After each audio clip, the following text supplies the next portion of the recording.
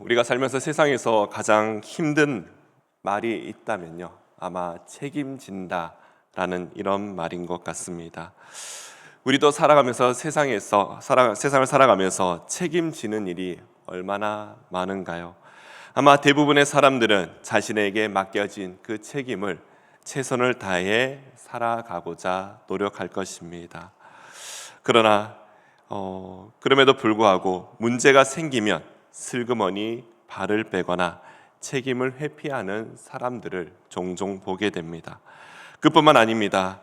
자신에게 책임이 있을 때 그 책임을 남에게 전가하는 그런 악한 사람들을 보면요, 참 화가 많이 나기도 합니다. 이런 모습들이 어떻게 보면 타락한 인간들의 본성이지 않을까 그런 생각합니다.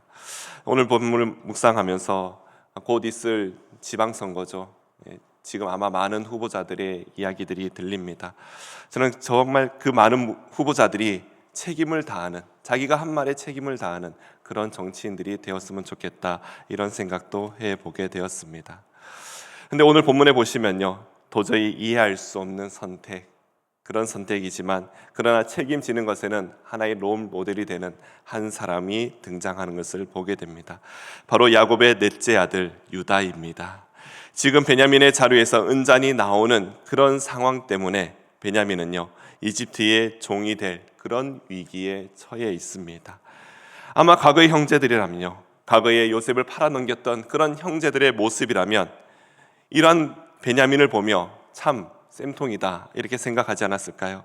또다시 라헬의 자식을 버리고 자기들만 살려고 도망치지 않았을까? 아니 베냐민을 그냥 내버려 둔 채 자기들만 돌아가지 않았을까? 이런 생각도 해보게 됩니다. 하지만 오늘 유다는요, 그 총리가 된 요셉 앞에서 무려 아버지라는 단어를 14번이나 반복하며 눈물로 호소하게 됩니다. 그리고 마침내 베냐민을 대신하여 자기가 종이 되겠다라고 스스로 자청하는 장면이 오늘 본문에 등장합니다. 저는 오늘 본문을 묵상하며 왜 유다가 이렇게까지 베냐민에 대해서 책임지는 그런 선택을 할까 고민해 보았습니다. 그 이유를 생각해 볼 때 유다는요, 먼저 자신이 과거에 20년이라는 시간이 지났지만 과거에 요셉을 팔았던 그 과거에 대한 자신의 잘못의 회개와 또 그로 인해서 변화가 분명히 있었을 것이다 라고 생각합니다. 요셉을 팔아 돈을 챙겼던 그 행동을 철저하게 회개하고 있는 유다의 모습입니다. 이러한 변화에 오늘 본문 33절을 보시면 자신이 스스로 종이 되겠다라는 그런 고백을 하는 장면이 바로 유다의 변화된 모습이라 볼 수 있습니다. 또 한 가지 더 이유가 있습니다. 유다는 아버지와 한 약속이 있다라는 것입니다. 앞서 앞의 본문이지만 43장 9절에 보시면요, 내가 그를 위하여 담보가 되리오니 아버지께서 내 손에서 그를 찾으소서. 내가 만일 그를 아버지께 데려다가 아버지 앞에 두지 아니하면 내가 영원히 죄를 지리이다. 바로 아버지와의 약속입니다. 마치 생명을 거는 듯한 그런 피의 언약과 같은 약속, 그 약속을 반드시 지키고자 한 유다의 행동인 것입니다. 오늘 말씀의 제목, 이 큐티책 앞에 보시면요, 대신하는 사랑이라 이래 되어 있습니다. 바로 유다의 대신하는 그 사랑 속에 담겨진 그 영적 진실이 무엇인지를 오늘 함께 묵상하며 은혜 나누는 이 시간 되기를 간절히 소망합니다. 첫 번째 유다의 사랑은요, 나보다 아버지를 먼저 생각하는 사랑입니다.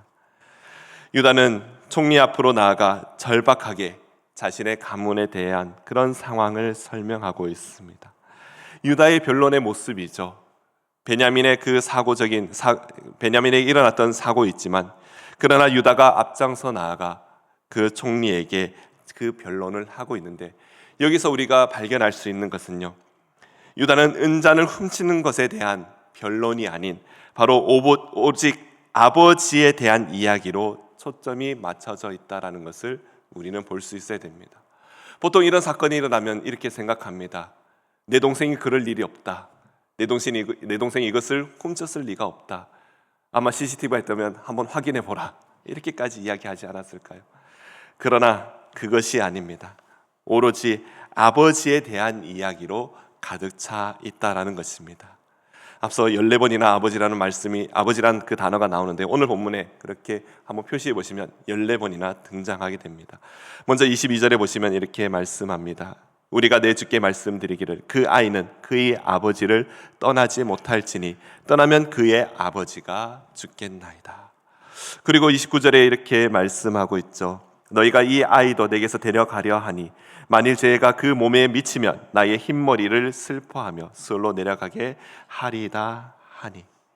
이 아버지의 마음이 고스란히 표현되며 또한 그것을 그대로 전달하고 있는 유다의 모습입니다. 원래 유다가 이런 사람이었을까요? 아닙니다. 22년 전 요셉을 이집트 상인에게 은 20에 팔자고 했던 그런 주동자가 바로 이 유다입니다. 그때는 아버지 야곱이 요셉의 그 채색 옷을 붙잡고 피눈물을 흘리든 말든 상관하지 않는 정말 냉혈한 사람이었습니다. 그런데 지금 유다는요, 노년의 아버지가 겪을 고통을 깊이 이해하고 있는 것입니다. 그 고통을 이렇게 표현합니다. 30절에 보시면요, 아버지의 생명과 아이의 생명이 서로 하나로 묶여 있거늘. 이것이 바로 유다의 고백입니다. 유다는요, 자신의 생명보다 아버지를 먼저 생각하고 베냐민을 먼저 생각했습니다. 진정한 변화는요, 나의 유익이 아니라 타인의 아픔, 특히 하나님 아버지의 마음을 헤아리는 것에부터 시작된다라고 볼 수 있습니다. 사랑하는 성도 여러분, 이러한 모습이 바로 믿음의 공동체에서 나타나야 될 올바른 성도의 모습인 줄로 믿습니다. 내 문제에만 갇혀 있는 것이 아닙니다. 나와 함께 신앙생활을 하는, 나와 영적 공동체에 함께하는 영적 공동체의 그 아픔을 위해 기도하고 또 함께 아파하며 마음을 나눌 수 있는 것이 진짜 살아있는 공동체인 줄로 믿습니다. 저는 우리 예수그림교회가 이렇게 서로를 위해 아파하고 또 기도하며 마음을 나눌 수 있는 정말 사랑과 섬김이 넘치는 그런 공동체가 되기를 간절히 소망합니다. 유다는요, 이제 과거의 죄책감과 이기심을 완전히 깨뜨려 버립니다. 아버지의 생명이 베냐민과 연결되어 있음을 절감한 유다입니다. 이제 말로만 하는 변론을 넘어서서 자기 인생 전체를 던지는 그런 결단을 하고 있는 것을 보게 됩니다. 그래서 두 번째로 볼 수 있는 유다의 사랑입니다. 바로 베냐민을 대신하여 담보가 되어주겠다는 그런 사랑을 보여줍니다. 유다는 자신이 고향을 떠나올 때 아버지와 함께 했던 그 약속을 다시 한번 떠올립니다.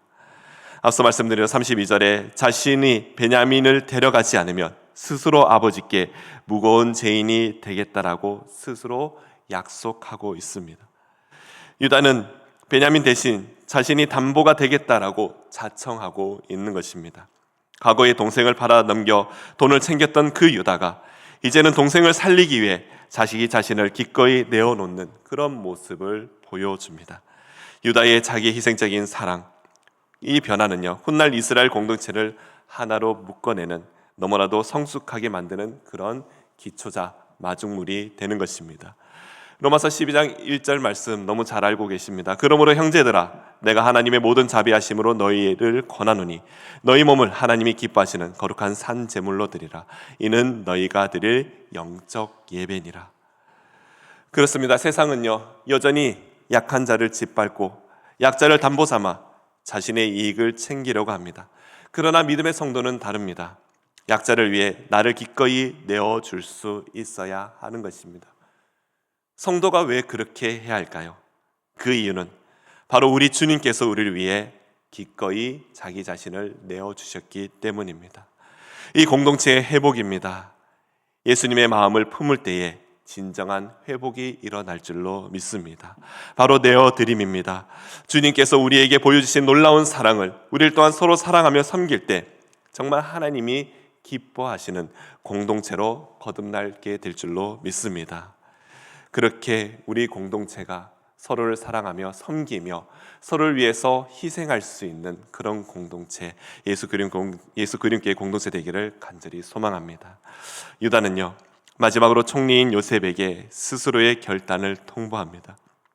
이 유다의 통보는요, 오늘 본문의 핵심이자 가장 아름다운 사랑의 메시지가 되는데요, 마지막 세 번째로 기억해야 될 것은 유다의 사랑, 바로 죄인을 대신해 종 대신 예수 그리스도의 사랑을 보여주고 있습니다. 유다는 베냐민을 대신해 스스로가 종되기를 자청하고 있습니다. 우린 여기서 왜 하나님께서 유다를 통해 이러한 모습을 보여주셨는지를 우리는 알 수 있어야 됩니다. 분명히 이 창세기 말씀, 오늘 본문 말씀을 통해서 우리에게 하시고자 하시는 그 메시지가 있다라는 것입니다. 사랑하는 성도 여러분, 유다의 후손으로 이 땅에 오신 분이 누구입니까? 우리가 다 아는 대로 바로 예수 그리스도께서 이 유다의 후손으로 오십니다. 바로 유다가 베냐민을 대신해 이집트의 종이 되겠다라고, 애굽의 종이 되겠다라고 자청하는 이 모습이야말로 훗날 유다의 자손으로 오셔서 죄인된 우리를 대신해 십자가에 목숨을 내어주시는 예수님의 대속적인 사랑을 그대로 보여주고 있는 것입니다. 지난번에도 한번 말씀드린 적이 있는데요, 크로스웨이라는 그 교재에 예수님에 대해서 이렇게 표현합니다. 서번트 킹이라는 단어를 쓰죠. 이 땅에 왕으로 오셨지만 우리를 위해 섬기는 왕으로 오신 예수 그리스도입니다. 베냐민 은잔이 발견되며 지금 죄인과 같은 모습으로 애굽으로 다시 끌려가게 되는 것입니다. 그러나 유다는요, 그 죄를 대신하여 스스로가 종이 되기를 원하고 있는 것입니다. 우리들도 죄인으로 사탄의 종노릇할 수밖에 없었던 죄인들입니다. 그러나 예수님 이 땅에 오셔서 우리를 대신하여 십자가의 종이 되심으로 우리는 하나님 아버지의 품으로 다시 돌아갈 수 있게 되는 것입니다. 그가 질림은 우리의 허물 때문이요, 그가 상함은 우리의 죄악 때문이라. 그가 징계를 받음으로 우리는 평화를 누리고 그가 채찍에 맞음으로 우리는 나음을 받았도다. 이사야의 예언의 말씀이죠. 그 예언이 성취되듯 우리 주님 생명을 담보로 우리를 위해 내어주신 것입니다. 그 대신하시는 사랑 때문에 오늘 우리가 이 자리에서 기쁨으로 예배하며 하나님을 찬양하며 주님께 나아갈 수 있습니다. 사랑하는 성도 여러분, 오늘 우리가 불렀던 찬양이죠. 주님의 마음을 본받는 자. 주님의 마음을 본받는 자만이 그 마음에 평강이 찾아올 줄로 믿습니다. 오늘 본문의 유다는요, 완벽하게 예수 그리스도의 마음을 본받아 행하고 있음을 우리에게 보여줍니다. 이렇듯 나를 대신해 종이 되신 예수님의 그 은혜를 기억하며 담대하게 사랑하는 모든 성도님 되시기를 간절히 소망합니다. 오늘 하루도요, 주님 주시는 그 자유와 평안을 누리며 그 사랑을 내 이웃에게도 조금이라도 흘려보내는 정말 주님의 마음을 본받는 예수 그리스도께 모든 성도님 되시기를 간절히 소망합니다. 기도하겠습니다. 사랑과 자비가 풍성하신 하나님 아버지, 오늘 유다가 베냐민을 대신하여 스스로 종이 되겠다고 결단하는 그 위대한 사랑의 말씀을 묵상하게 됩니다. 과거에는 동생을 팔아넘겼던 정말 이기적인 냉혈한 유다였지만 하나님의 다루심 속에 이제는 아버지를 먼저 생각하고 동생의 짐을 대신 지는 성숙한 하나님의 사람으로 변화된 것을 보게 됩니다. 주님, 우리 안에도 이 유다의 마음, 곧 예수 그리스도의 마음을 부어 주시옵소서. 가정에서나 직장에서나 교회에서나 남에게 책임을 전가하지 않고 내가 먼저 헌신하며 내가 먼저 담보가 되어 공동체를 살리는 평화의 도구로 살아가게 하여 주시옵소서. 제 종이었던 우리를 대신하여 십자가에 몸버려 우리를 살려주신 예수 그리스도의 대속적 은혜를 우리가 기억하며 날마다 주님만 바라보며 살아가는 믿음의 성도들이 다 되게 하여 주시옵소서. 감사드리며 예수 그리스도의 이름으로 기도드립니다.